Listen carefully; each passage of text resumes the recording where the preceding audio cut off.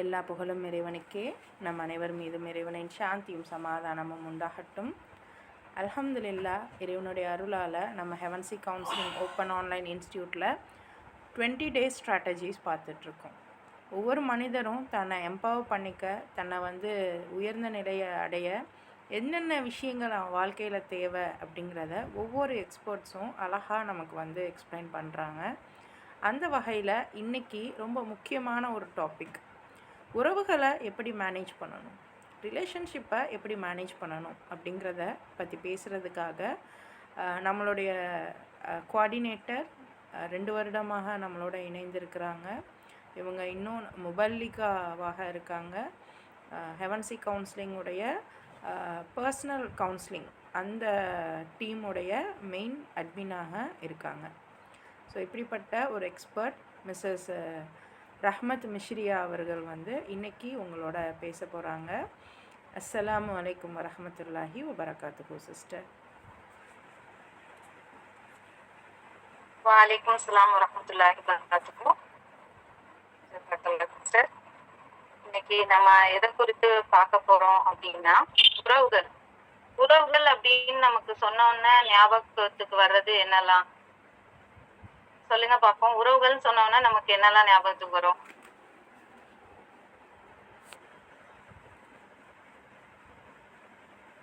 ஆமா, அம்மா.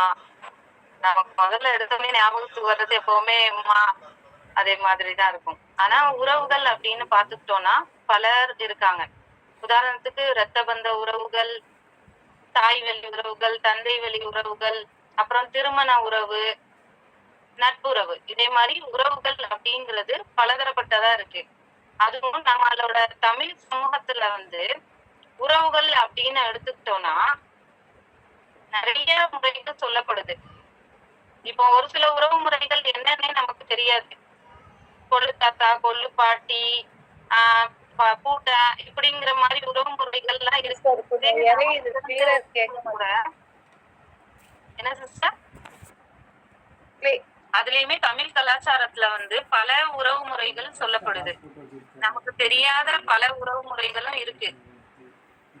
அதே நமக்கு தெரிஞ்ச உறவு முறைகள் கூட நம்மளுடைய பிள்ளைங்களுக்கு தெரியுமா அப்படின்னு பார்த்தோம்னா அது கேள்விக்குறியாதான் இருக்கு.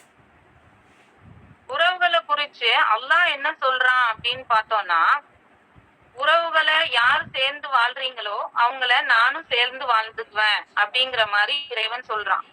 உறவுகளை முறிக்கக்கூடியவங்களை நானும் முறிச்சிருவேன் அப்படிங்கிற மாதிரி சொல்றான். உறவுங்கிறது இறைவனுடைய நெருக்கத்தை நமக்கு பெற்று தரக்கூடியதா இருக்கு. நம்ம எப்போ உறவுகளோட இருக்கோமோ அப்போ நமக்கு அபிவிருத்தி கிடைக்குது, ரிஸ்க் அதிகப்படுத்தப்படுது, நம்மளுக்கு நம்ம வாழ்வாதாரங்கள் விரிவாக்கப்படுது, சொர்க்கத்துக்கான வழியாகவும் அது இருக்கு. நம்ம நினைச்சுக்கிறோம் வெறும் தொழுகை, ஓதுறது, ஜகாத்து கொடுக்கறது இது மட்டுமே சொர்க்கத்துக்கான வழி அப்படின்னு நினைக்கிறோம். ஆனா அதை தாண்டி இன்னும் பல விஷயங்கள் இருக்கு. அதுல ஒண்ணுதான் என்னன்னா உறவுகளை பேணுறது. உறவுகளை பேணி நடக்கும் போது நம்ம சொர்க்கத்துக்கான வழியும் அங்க நமக்கு கிடைக்குது.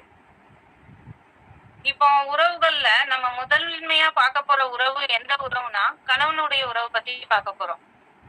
இறைவன் இந்த உலகத்துல படைச்ச உறவுலயே முதன்மையான உறவு எந்த உறவுன்னு எடுத்துக்கிட்டோம்னா கணவன் மனைவி உறவு தான். இறைவன் ஆதம் அலைஹிஸ்ஸலாம படைச்சிட்டு அவங்களுக்கு ஜோடியா ஹவ்வா அலைஹிஸ்ஸலாம தான் படைச்சான். அவன் நினைச்சிருந்தா ஒரு சகோதரனையோ சகோதரியோ கூட படைச்சிருக்கலாம். ஆனா அல்லாஹ் ஒரு பெண்ணை அவங்களுக்கு துணையா ஆக்குறான். நம்மளே ஒரு விஷயத்த செய்யும் போது எந்த அளவுக்கு யோசிப்போமோ நம்மளை படைச்ச அல்லாஹ் எந்த அளவுக்கு யோசிக்க கூடியவனா இருப்பான். அப்போ அந்த மனைவியான உறவு தான் அவங்களுக்கு எல்லா விதத்திலையும் உறுதுணையா இருக்குங்கிறது அல்லாஹுக்கு தெரியும். அப்போ நம்ம கணவனுக்கு தான் அதிகமா நன்றி செலுத்தக்கூடியவங்களா இருக்கணும். பல நேரங்கள்ல நம்ம அதை மறந்துடுறோம். ஏன்னா அவன் ஒரு பெண்ணை திருமணம் செஞ்சுட்டு அவளுக்கான நல்லது கெட்டது எல்லாத்தையுமே பாக்குறான். தன்னால முடிஞ்ச அளவுக்கு, அவனுக்கு தெரியுதோ தெரியலையோ, ஆனா அவனால முடிஞ்ச அளவுக்கு அந்த மனைவிக்கு நல்ல முறையில நடக்கணும்னு அந்த கணவன் நினைக்கிறான். ஆனா பெண்களான நாம அதை அதிகமான நேரத்துல புரிஞ்சுக்கிறதே இல்லை. நம்ம எப்படி நினைக்கிறோம்னா நம்ம கணவன் திருமணமான புதுசுல இருக்கிற மாதிரி இப்போ இல்ல, அவர் ரொம்ப மாறிட்டாரு, முன்ன மாதிரி இல்ல அப்படிங்கிற மாதிரி எல்லாம் நினைக்கும். ஆனா அது அப்படி கிடையாது. ஒரு பெண் எப்படின்னா, அவ திருமணத்துக்கு முன்னாடி அவளை அவர் தந்தையோ இல்லாட்டி அவளை வழியா வச்சுக்க கூடியவங்க அவளை பார்த்து பொறுப்பா வச்சுப்பாங்க. அதே நேரத்துல கணவனுக்கு அப்படி கிடையாது. ஒரு கணவன் திருமணத்துக்கு பிறகு அவனுடைய பெற்றோரை பார்க்கணும், அவன் மனைவியை பார்க்கணும், அவன் பிள்ளைகளை பார்க்கணும், அதை சார்ந்து அவனுடைய உறவுகளுக்கும் அவன் செய்யணும், அவனுடைய சமூகத்துக்கும் அவனால முடிஞ்ச விஷயங்களை அவன் செய்யணும். இப்படி அதுவும் தாண்டி அதுக்கப்புறம் தான் அவனோட சேவிங்ஸ் எல்லாம் இருக்கு. இப்படி பல விஷயங்கள்ல அந்த கணவனுக்கு பொறுப்புகள் அதிகமா இருக்கு. அந்த நேரத்துல பெண்களாகிய நம்ம தான் அந்த கணவனை புரிஞ்சு நடந்துக்கணும்.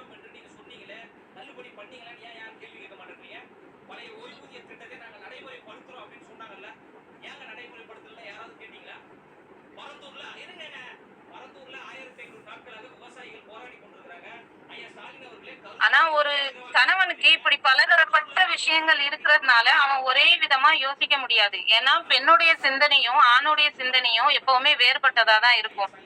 ஒரு ஆண் எப்பவுமே லாஜிக்கலா திங்க் பண்ணக்கூடியவனா இருப்பான். ஒரு பெண் எப்பவுமே உணர்ச்சி பூர்வமா யோசிக்க கூடியவளா இருப்பா. ஒரு சிந்தனை விஷயத்திலேயே ஒரு ஆணும் பெண்ணும் எப்பவும் ஒரே மாதிரி இருக்க மாட்டாங்க.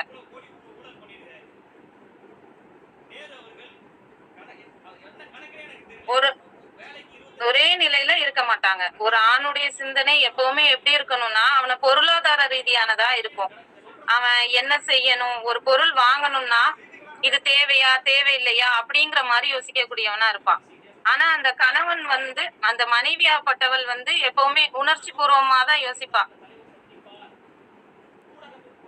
அல்லாஹ் ஒரு சில இடங்கள்ல குறிப்பிடும் போது என்ன சொல்றானா, ஒரு பெண்ணை ஆணுக்கு ஆடையாக சொல்றான். ஆடை என்பதாக கணவன் மனைவியை குறிப்பிடுறான்.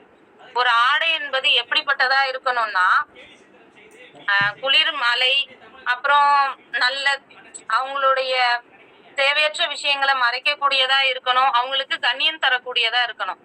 கணவன் மனைவிங்கிறவங்க எப்பவுமே அவங்களுடைய கண்ணியத்தை பாதுகாத்துக்க கூடியவங்களா, எல்லா விஷயத்திலையும் உறுதுணையா இருக்கக்கூடியவங்களா இருக்கணும்.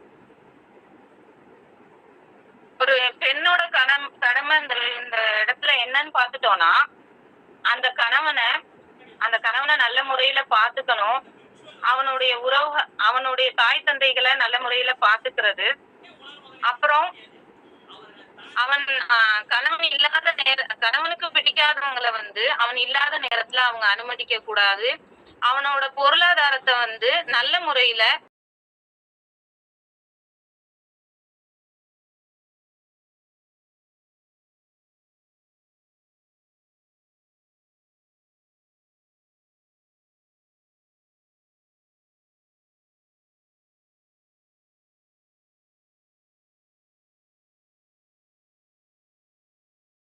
அவதான் எல்லாத்தையுமே என்னுடைய தாய் தான் பாத்துப்பா அப்படிங்கிற மாதிரி சொல்லக்கூடாது. இந்த இடத்துல அந்த கணவனுக்கான பொறுப்பு அந்த மனைவிக்கு செய்யக்கூடியத கணவன் மட்டும்தான் செய்யணும். அந்த இடத்துல வேற யாருக்கும் அந்த உரிமையை கொடுக்க கூடாது.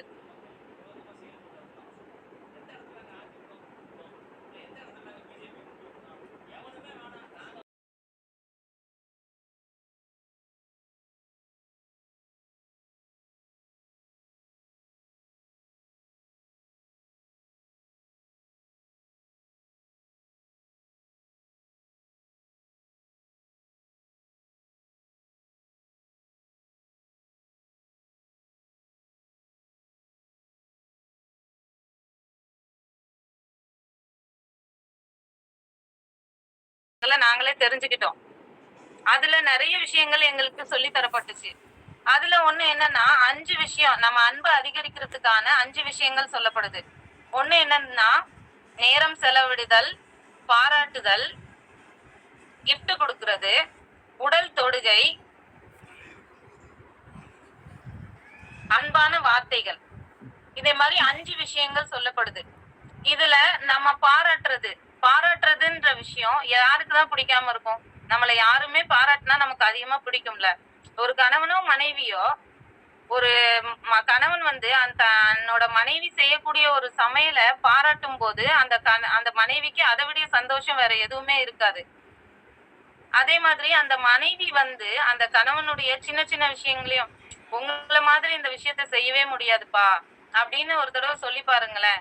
அந்த கணவன் எந்த நிலையிலும் உங்களை விட்டு கொடுக்கவே மாட்டாரு. அந்த அளவுக்கு அன்பா இருந்துப்பாரு. அதே மாதிரி நேரம் செலவிடுறது. நம்ம 2 பேருமே நமக்கான நேரத்தை ஒதுக்குறோம். நமக்குன்னு தனியான நேரத்தை செலவிடணும். அப்படி செலவிடும் போதுதான் நமக்கான அன்பு அதிகரிக்கும். gift குடுக்குறது. ஒரு ஆண் gift குடுக்குறான்னா அவன்கிட்ட பொருளாதாரம் இருக்கும். அவன் எப்படியும் வாங்கி கொடுத்துருவான். ஒரு பெண் gift பல விஷயங்கள் இருக்கு. இத பொருளாதார ரீதியா மட்டும் அவங்களுக்கான அன்பு கொடுத்து நல்ல முறையில நடந்துக்கிட்டா போதுமா அப்படின்னு பார்த்தா கிடையாது. அதை தாண்டி அவங்களுடைய இல்லற விஷயங்கள்லயும் அவங்க எல்லா விதத்திலையும் புரிஞ்சு நடந்துக்கணும்.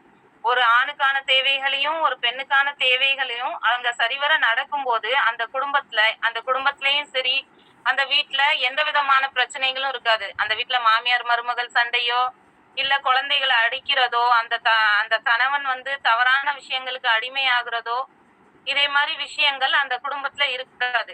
எப்போ ஒரு குடும்பம் சீரா இருக்குமோ அப்போ அந்த சமூகமும் சீர்பட்டதா இருக்கும். அந்த குடும்பத்துல இருந்து வரக்கூடிய ஒரு குழந்தையானது எப்பவுமே ஒரு நல்ல தலைமைத்துவம் வாய்ந்ததா இருக்கும்.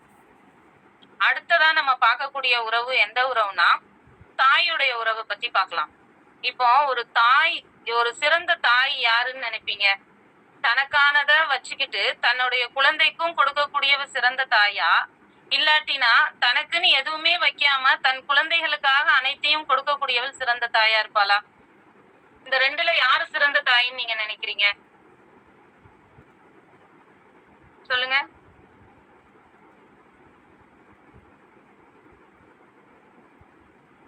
என்னை பொறுத்தவரையும் யார் சிறந்த தாயின்னு நான் சொல்வேன்னா, தனதையும் வச்சுக்கிட்டு தன்னுடைய குழந்தைகளுக்கும் கொடுக்கக்கூடியவள் தான் சிறந்த தாயா இருப்பா. எப்போ ஒரு தாய் எல்லாத்தையுமே தன்னுடைய குழந்தைகளுக்காக தியாகம் செஞ்சுட்டு இருக்காளோ, அந்த தாய் பிற்காலத்துல என்ன செஞ்சிருவான்னா அந்த குழந்தைகளை வந்து அடிமைப்படுத்தக்கூடியவளா இருப்பா. எமோஷனல் ரீதியா நான் உனக்காக எல்லாத்தையுமே செஞ்சேன், உனக்காக தான் எல்லாத்தையுமே நான் விட்டு கொடுத்தேன் அப்படின்னு சொல்லிட்டு ஒரு கட்டத்துல அந்த குழந்தைங்களை வந்து அவ அடிமைப்படுத்தக்கூடியவளா ஆயிடுவா. இப்படியா இருக்கும் பட்சத்துல என்ன ஆகும்னா, அந்த பையனுக்கோ பொண்ணுக்கோ திருமணம் ஆனதுக்கு அப்புறமும் கூட அவன் வந்து தனக்காக எதையுமே யோசிக்க மாட்டான். எல்லாமே அவனுடைய தாயுடைய பேச்சை கேட்டு நடக்கணும் அப்படிங்கிற மாதிரிதான் அந்த வீட்டுல நடக்கும். இந்த நேரத்துல அந்த கணவன் மனைவிக்கு உள்ள பிரச்சனைகள் ஏற்பட அதிகமான வாய்ப்பு இருக்கு. இதே நேரத்துல அந்த தனக்காகவும் வச்சுக்கிட்டு தன்னுடைய குழந்தைகளுக்காகவும் கொடுத்து இருக்கக்கூடிய தாய் வந்து எப்படி இருப்பான்னா, அவளுக்கானது அது கிடைச்சிரும். அதனால எந்த எதிர்பார்ப்புமே அவளுக்கு இருக்காது. எப்பவுமே பெண்களாகிய நாம் வந்து நமக்குன்னு கொஞ்சம் நேரம் ஒதுக்கணும். அதுக்காக தான் இப்போ எங்க ஹெவன்சி கவுன்சிலிங்ல கூட NLP கிளாஸ்ன்னு சொல்லிட்டு நடக்குது. அதுல என்னுடைய வயசு இருக்கவங்களும் இருக்காங்க, அதுக்கு மேற்பட்ட வயசு உள்ளவங்களும் இருக்காங்க.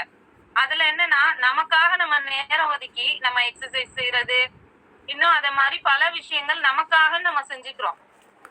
அதுலயே இன்னும் நம்ம எப்படி நமக்கான தொழிலை மேம்படுத்தலாம், இன்னும் பல விஷயங்கள் நமக்கு சொல்லி தரப்படுது.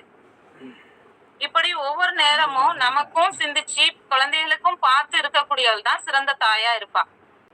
அடுத்ததா நம்ம பார்க்கக்கூடியது தந்தை. ஒரு தந்தைங்கிறவங்க எப்படி இருக்கணும்னா, அந்த குடும்பத்தை நிர்வகிக்கக்கூடிய பொறுப்பு வந்து அந்த தந்தையா தான் இருக்கணும். மத்த பொறுப்புகள்லாம் எடுத்து அந்த பசங்களுக்கோ சரி அந்த மனைவிக்கோ அந்த கணவன் தான், அந்த தந்தையா இருக்கக்கூடியவர் தான் சொல்லணும். அப்பந்தான் அந்த குடும்பத்துல வந்து எல்லாமே சீரா நடக்கும். அதை வந்து அந்த பசங்களும் கேட்டு நடக்கக்கூடியவங்களா இருக்கணும், அந்த மனைவியும் அதை செயல்படுத்தணும். பல வீடுகள்ல என்ன ஆயிடுதுன்னா, அந்த தந்தை வந்து என்ன சொல்லிடுறாங்க, வீட்டு பொறுப்பெல்லாம் நீயே எடுத்துக்கோ, நீயே பாத்துக்கோ அப்படின்னு மனைவிட்ட கொடுத்து நவுண்டுறாங்க. அந்த நேரத்துல என்ன ஆகுது, அந்த மனைவிதான் எல்லாத்தையும் செய்யக்கூடியவளா இருக்கா. அப்போ அந்த தந்தைக்கான ரோல் அந்த வீட்டுல இல்லாமே போயிருது. எல்லாத்தையும் நம்ம அம்மா தானே பாக்காங்க அப்படிங்கிற ஒரு எண்ணம் வந்துருது. எப்போ ஒரு தந்தை தன்னுடைய பொறுப்புகளை சரியா செய்யணும், மனைவிக்கானதை கொடுத்து அவளுக்கு என்ன வேலையோ அதை அவ செஞ்சு அவளோட ரோலை அவ கரெக்டா பண்ணணும். குழந்தைங்க அவங்களுக்கான வேலைகளை செய்யணும். இன்னும் தந்தைக்கான பொறுப்பு என்னதான் இருக்குன்னா, ஒரு நல்ல கல்வியை கொடுக்கறது. ஒரு நல்ல கல்வி என்னதுன்னு நம்ம நினைப்போம், என் பிள்ளைய பெரிய ஸ்கூல்ல லட்ச லட்சமா காசு கொடுத்து நல்ல காலேஜ்ல சேர்த்து படிக்க வச்சிடணும், அப்படின்னு நினைக்கிறது தான் நல்ல அப்படி கொடுக்கிற கல்வி தான் சிறந்த கல்வியா? சிறந்த கல்விங்கிறது என்னன்னா நம்மளுடைய குர்ஆனுடைய முறைப்படி சொல்லக்கூடிய கல்வியா இருக்கணும். அந்த கல்வியுமே குர்ஆன்ல தான் அல்லாஹ் வந்து அரசியல், பொருளாதாரம், தன் குடும்ப சார்ந்த விஷயங்கள் எல்லாத்தையுமே அல்லாஹ் அதுல சொல்லியிருக்கான். அதன்படி நடக்கும்போது ஒரு குழந்தை நல்ல ஆளுமை திறன் உள்ள குழந்தையா வளரத்துக்கு வாய்ப்பு இருக்கு. அதே நேரத்துல அந்த தந்தையுடைய அந்த நம்ம ஸ்கூல் படிப்புலாம் நல்லா இதா கொடுத்து படிக்கும் போது அந்த குழந்தைங்க எப்படி ஆறாங்க? பிற்காலத்துல அந்த குழந்தை வந்து படிச்சிரும், எல்லாத்தையுமே இது பண்ணிட்டு பின்னாடி என்ன செய்யும்? அதுவும் வேற யார்கிட்டயோ போய் வேலை செஞ்சு கஷ்டப்பட்டு ஒருத்தன்ட்ட தொழிலாளியா தான் வேலை செய்யும். அதே நேரத்துல அந்த தந்தை வந்து தன்னுடைய தொழிலையும் அந்த குழந்தைங்களுக்கு கத்துக் கொடுக்கக்கூடியவரா இருக்கணும். தான் என்ன தொழில் செய்யறாங்க அப்படிங்கறதே கூட பல இடங்கள்ல அந்த தந்தைமார்கள் சொல்றதே இல்ல. ஏன்னா என் பிள்ளைய கஷ்டம் தெரியாம வளர்க்கணும், என் பிள்ளைக்கு எந்த கஷ்டம், நான் பட்ட கஷ்டம் என் பிள்ளை படவே கூடாது அப்படிங்கிற மாதிரி நினைக்கிறாங்க.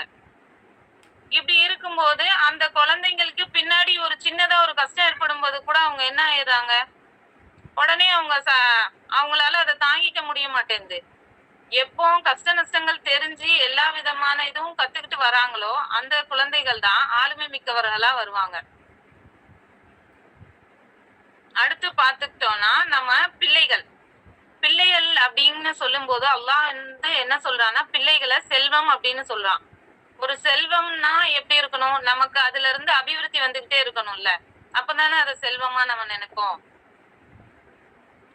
செல்வம்னா அதுல இருந்து நமக்கு ஒரு வரவு வரணும், அப்பதான் அதை செல்வம்னு சொல்லுவோம். அந்த மாதிரி நம்மளுடைய குழந்தைகள்ட்ட இருந்து நமக்கானது கிடைக்கணும்னா நம்ம என்ன செய்யணும்? நம்ம குழந்தைகளையும் ஆண் பிள்ளையோ சரி பெண் பிள்ளையோ சரி அவங்கள வந்து நம்ம வேலை செய்ய வைக்கணும். சின்ன சின்ன வீட்டு வேலைகளையும் செய்யறத அவங்களுக்கு பழகி கொடுக்கணும். அம்மா கூட மாட வேலை செய்யறது, வீடு பெருக்கிறது, இன்னும் நிறைய வேலைகள் இருக்கு. ஆம்பளை பசங்களுக்கு கடைக்கு போயிட்டு வர சொல்றது, அவங்களுமே வீடு பெருக்கிறதோ துணி மடிக்கிறதோ இதெல்லாம் தப்பான காரியம் இல்ல. எல்லா வேலைகளையும் இப்போ உள்ள ஒரு சில பசங்க செய்யதான் செய்யறாங்க. அதே மாதிரி அந்த வேலைகளையும் கத்து கொடுக்கணும். ஒரு சில வீடுகள்ல எப்படி இருக்குன்னா பொம்பளை பிள்ளைங்க எல்லாம் வந்து வாப்பா சைட்ல இருந்துருவாங்க, ஆம்பளை பிள்ளைங்க எல்லாம் வந்து உமாவோட சைட்ல இருந்துருவாங்க.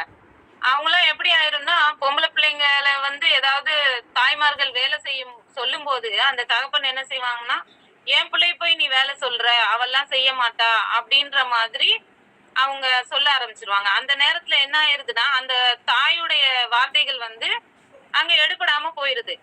அப்போ அந்த பொம்பளை பிள்ளை எப்படி இருக்கும்? அந்த தாய்க்கு கண்ணியம் கொடுக்காது. அதாவது இப்பெல்லாம் நிறைய என்ன சொல்றாங்கன்னா டேட் இஸ் லிட்டில் பிரின்சஸ் அப்படின்ற மாதிரி நிறைய நேரங்கள்ல சொல்றாங்க. அதே மாதிரி அந்த தந்தையுடைய இதுக்குதான் அந்த பிள்ளை தந்தையுடைய பேச்சை கேட்டுதான் வளரும், ஒரு தாயை மதிக்கவே செய்யாது. இது ஒரு கட்டத்துல என்ன ஆயிரும்னா அவங்க பெருசானா கூட அந்த தாயை வந்து மதிக்க மாட்டாங்க. இதே நேரத்துல அந்த பெண் அந்த லிட்டில் பிரின்சஸா இருக்கக்கூடியவ வந்து தன்னுடைய கணவன் வீட்டுக்கு போனானா அவ எப்படி இருப்பா? அந்த கணவனுக்கோ அந்த கணவன் குடும்பத்துக்கு பிரின்சஸா இருப்பாளா, இல்லாட்டி வேற எப்படி இருப்பான்னு நம்ம தான் சிந்திச்சுக்கணும். ஒரு தாய்க்கே ஒரு வேலை செய்யாத போது அந்த பெண் எப்படி தன்னுடைய கணவனுக்கோ மத்தவங்களுக்கோ பணிவிட செய்வா? அதே மாதிரிதான் ஆண் பிள்ளைகளை வந்து அம்மாமாரு கையில வச்சுக்குவாங்க. என் பையனுக்கு எதுவுமே தெரியாது, அவன் எதுவும் செய்ய மாட்டான். அதே மாதிரி அவனுடைய தேவைகளை எல்லாமே என்ன செய்வான்னா அவன் அம்மாட்ட தான் கேட்பான். அவனுக்கு என்ன வேணும், என்ன தேவை அப்படிங்கறத ஃபுல்லத்தையுமே வந்து அவன் அம்மாட்ட தான் கேட்கக்கூடியவனா இருப்பான். இப்படியே இருக்கிறதுனால பிற்காலத்துல அவன் தந்தை தான் எல்லாமே செய்யறாங்கிறத கூட அவன் உணர மாட்டான்.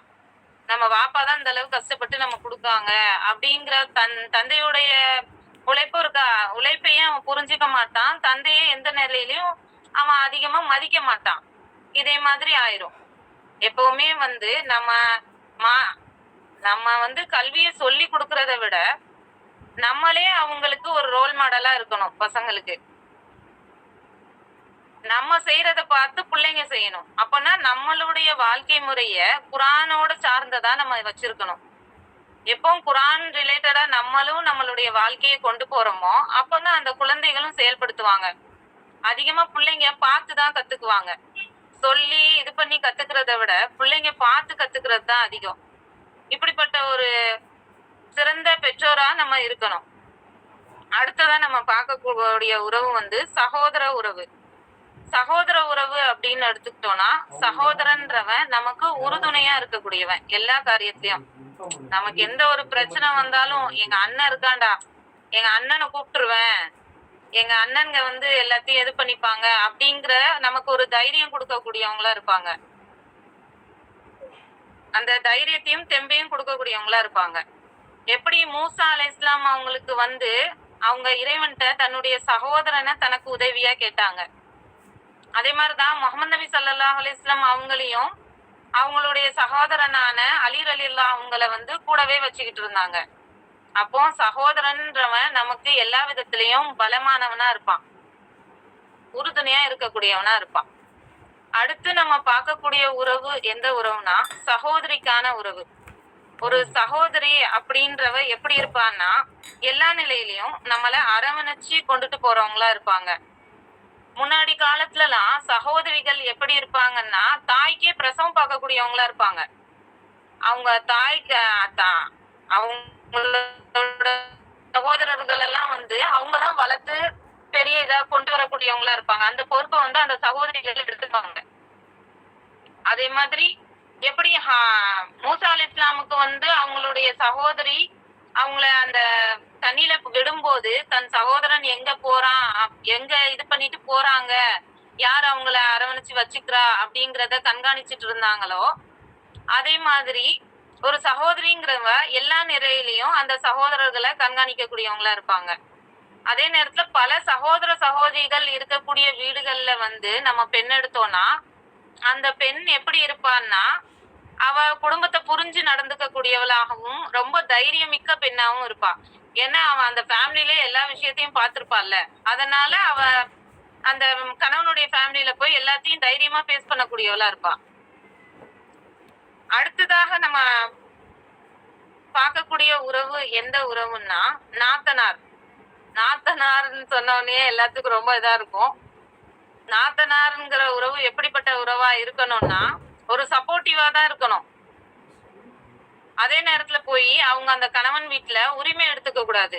என்னோட அம்மா வீடுதான், எனக்கு போகதான் மிச்சம், நான் தான் பேசுவேன் தம்பிக்காக அப்படின்னு சொல்லிட்டு அடுத்த பெண்ணோடைய வாழ்க்கையில வந்து நம்ம குறுக்கிட்டு எந்த விதமான கருத்துக்களும் கூறுறதுக்கு நமக்கு வேலை கிடையாது. ஏன்னா பெற்றோருக்கே அல்லாஹ் வந்து அவங்கள அடிமைப்படுத்த கூடாது, அவங்களுக்கான கல்வியை தான் கொடுக்கணும்னு சொல்றான். அந்த நேரத்துல நாத்தனாருங்கிறவங்களுக்கு எல்லாம் அந்த உரிமை கிடையாது. அவங்க ஒரு கஷ்ட நஷ்டமா போய் சப்போர்ட்டா இது பண்ணி இருந்துக்கலாமே தவிர அந்த இடத்துல போய் நான் தான் எல்லாமே இது பண்ணுவேன் அப்படிங்கிற மாதிரி உரிமை எடுத்துக்க கூடாது. அடுத்த உறவுகள்ல பார்க்கக்கூடிய உறவு எதுன்னா கொழுந்தன், அண்ணி, மச்சி உறவு. இது வந்து அதிகமான வீடுகள்ல இருக்கு. மச்சிலாம் என்ன இது பண்ணுவாங்கன்னா அவன் வந்து எனக்கு தம்பி மாதிரி சின்ன வயசுல இருந்தே என் கூடவே இருந்து வளர்தான் அப்படிங்கிற மாதிரி அவங்கள்ட்ட சர்வசாதாரணமா பழகுறது, பேசுறது, உடையில கூட அவங்க நேர்த்தியா நடந்துக்க மாட்டாங்க. அவன் சின்ன பையன் தானே, அவனுக்கு என்ன தெரியும் அப்படிங்கிற மாதிரி நடந்துப்பாங்க. ஆனா இஸ்லாம் அதை என்ன சொல்லுதுன்னா ஒரு கொழுந்தனோட உறவு பத்தி சஹாபாக்கள் கேட்கும் போது ரசூலுல்லாஹ் என்ன சொல்லுவாங்கன்னா கொழுந்தன் உறவுங்கிறது வந்து மரணத்துக்கு சமமானது அப்படின்னு சொல்லுவாங்க. அதாவது ஒரு மரணத்தை எப்படி நம்ம அஞ்சணுமோ அதே போல அந்த உறவுலையும் நம்ம அஞ்சு நடக்கக்கூடியவங்களா இருக்கணும். நம்மளுடைய உடைகள் விஷயத்திலயும் சரி மத்த விஷயங்களையும் நம்ம பேணிக்கா இருக்கணும். அந்த இடத்துலயுமே கூட ஒரு சிலர் வந்து அதிகப்படி உரிமை எடுத்துக்கிறவங்களும் இருக்காங்க. அவன் சின்ன வயசுல இருந்து வளர்ந்தான் அப்படின்னு சொல்லிட்டு அவங்க மனைவிமார்கள்ட்ட அவனுக்கு என்ன பிடிக்கும் என்ன பிடிக்காதுன்னு எனக்கு தெரியும், அந்த கணவனுமே வந்து அந்த இடத்துல இல்ல எங்க மச்சிக்கு எல்லாமே தெரியும் அவங்க பாத்துப்பாங்க அப்படின்ற மாதிரி அதிக உரிமை கொடுக்கறதுக்கு அங்க இது கிடையாது. அவங்களோட ரோல் என்னவோ அதை அவங்க பிளே பண்ணணும் அந்த இடத்துல. அடுத்ததான் நம்ம பார்க்கக்கூடிய உறவுன்னு என்னன்னு பார்த்துட்டோம்னா அச்சான் கொழுந்தியா உறவு. இந்த உறவுகளையும் நம்ம பேணி பாதுகாக்கணும். இதுவும் சாதாரணமா நடக்குது. என்னன்னா மச்சான்ட்ட உரிமையா பேசுறது, பழகுறது, அவங்க கூட வெளியே போறது, அதாவது மஹரம் தெரிஞ்சு பழகணும்.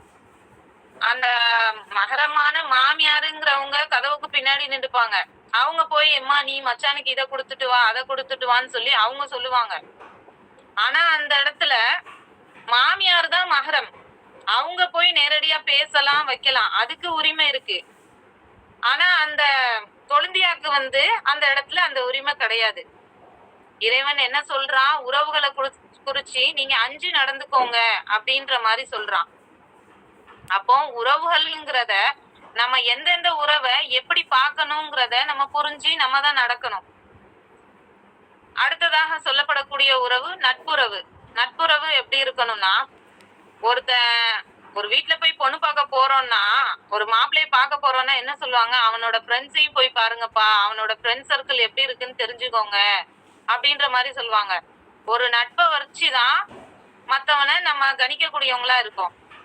ஒரு நல்ல நண்பனுக்கு உதாரணமா என்ன சொல்றாங்கன்னா, ஒரு நல்ல நண்பன்றவன் ஒரு நறுமண கடைக்கு, ஒரு வாசனை கடைக்கு சொந்தக்கார மாதிரி, ஒரு சென்ட் ஃபேக்டரி வச்சிருக்க மாதிரி.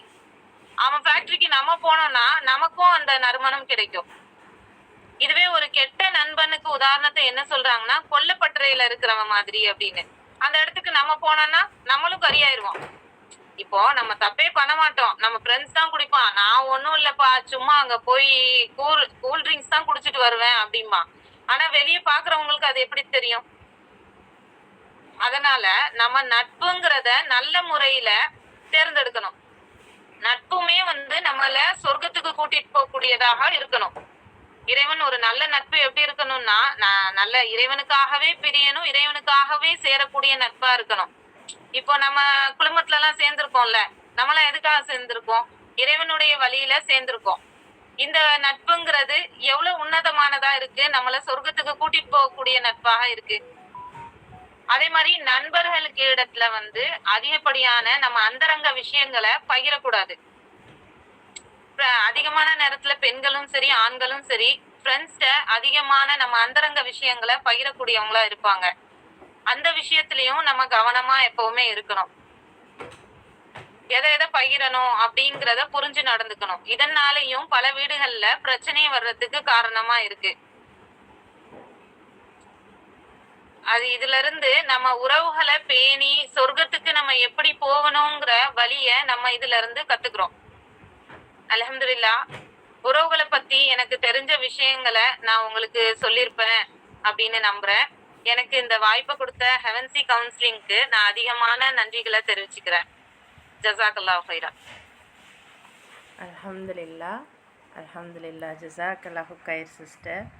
ரொம்ப அழகாக, ரொம்ப சிறப்பாக உறவுகளுடைய எல்லா உறவுகளையுமே நீங்கள் கவர் பண்ணிட்டீங்க. அல்ஹம்துலில்லாஹ். ஒவ்வொன்றுமே சிந்திக்கிற வகையில் ரொம்ப தன்மையாக அழகாக சொன்னீங்க. மாஷா அல்லாஹ், ஜஸாக்கல்லாஹு கைர்.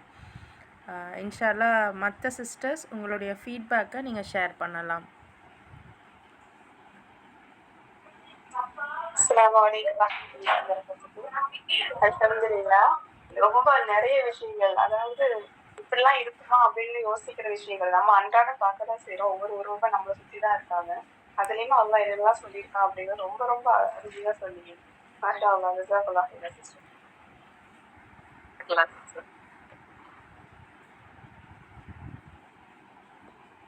தெளிவாக சொன்னீங்க. ஒரு அம்மாட்ட இருந்து எப்படி கணவன் மனைவி, அதுல இருந்து குடும்பம் எல்லாமே அதில் அடங்கிடுச்சு, எல்லாமே வந்துருச்சு. நீங்க சொன்னது கிளியரா புரிஞ்சிருச்சு. ஜஸாக்கல்லாஹ் ஹைரன். நல்லா இருக்கும் சார். அஸ்ஸலாமு அலைக்கும். வலைக்கும் அஸ்ஸலாம். ஜஸாக்கல்லாஹு ஹைரா.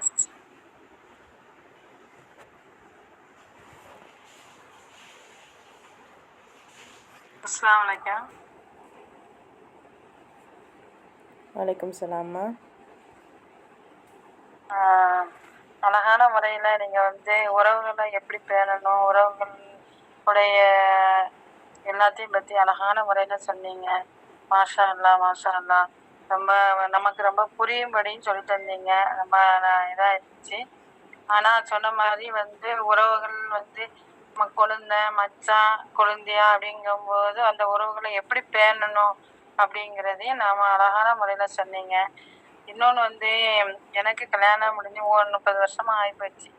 ஆனால் என்னுடைய கணவன் நம்ம அவங்களுக்கு நல்ல பணிவிடை செய்கிறது கொள்வது எல்லாமே பண்ணுவேன். ஆனா வந்து எனக்கு என்னன்னா அவங்க வந்து எப்போ பார்த்தாலுமே நம்ம கூட கொஞ்சம் இதாவே இருக்கிறாங்க. ஆனா வந்து ஏன் அப்படி இருக்கிறாங்கன்னு சொன்னா, நான் வந்து அவங்க என்ன சொல்றாங்கன்னா, "நான் சொல்றத நீ புரிஞ்சுக்கோ. ஏன் புரியாம நீ பேசுறா?" அப்படின்னு அவங்க சொல்றாங்க. ஆனா எனக்கு வந்து நம்ம சொல்றது தான் அது கரெக்ட்டா இருக்குது. இவங்க ஏன் இப்படி பேசுறாங்க அப்படின்னு அவங்க அப்படி சொல்லும்போது நமக்கு கொஞ்சம் டென்ஷன் ஆகுது. அதிகமா டென்ஷன் ஆகுறதுக்கு காரணமே இந்த மாரி ஒரு பிரச்சனை தான். மற்றபடி எனக்கு பிள்ளைகள்லாம் இருக்காங்க. நல்லபடியா என்னுடைய வாழ்க்கை நல்லபடியா போயிட்டுருக்கு. அல்ஹம்துலில்லாஹ். எனக்கு வயசு 52 வயசு ஆயிப்போச்சு. இருந்தாலும் இந்த ஒரு இத உங்ககிட்ட சொல்லணும் அப்படிங்கிறதுக்கு தான் நான் சொல்றேன்ம்மா. ரொம்ப அழகான முறையில சொன்னீங்க. ஜஸாக்கல்லாஹ் ஹைர். அஸ்ஸலாமு அலைக்கும் வரஹ்மத்துல்லாஹி வபரகாத்துஹு. ஜஸாக்கல்லாஹ் ஹைர் சிஸ்டர். அல்ஹம்துலில்லா. எஸ், வேறு யாராவது உங்களுடைய கருத்துக்கள் ஷேர் பண்ணுறீங்களா?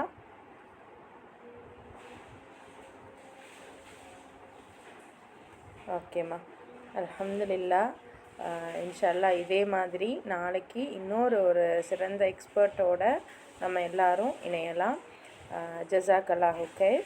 அஸ்ஸலாமு அலைக்கும் வரஹ்மத்துல்லாஹி வபரகாத்துஹு.